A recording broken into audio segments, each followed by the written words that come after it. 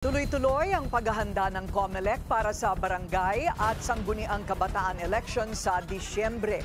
Isa sa kanilang mga tinatrabaho, paano pataasin ang voter turnout. Yan ang agenda report ni Ivy Reyes.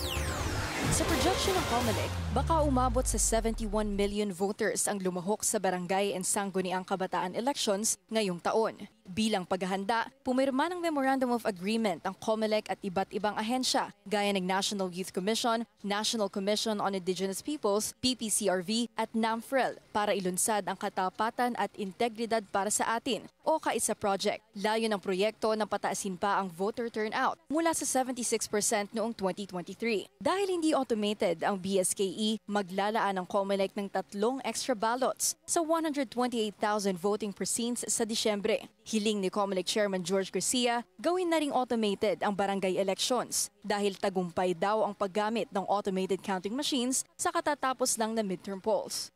Ang isang halalan ay ang pagsasama-sama, ang bayanihan spirit, ang kaisa spirit ng mga Filipinos. Naniniwala po ako, dumating na ang punto na naging mature ang mga Filipino, lalo na sa pagboto.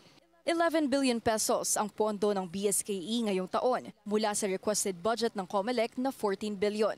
At dahil wala pa ring pirma ng presidente ang Senate Bill 8216 na sponsored ng kapatid niyang si Senator Amy Marcos, tuloy pa rin daw ang eleksyon sa December 1. Layo ng bill na ito na i-extend ang term limit ng mga barangay and SK official to 6 years. Taliwas sa local government code na nagsasabing 3 taon lamang sila dapat umupo.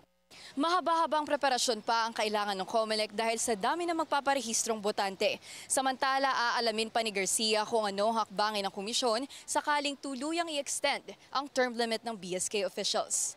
Para sa agenda, Ivy Reyes, Billionaire News Channel.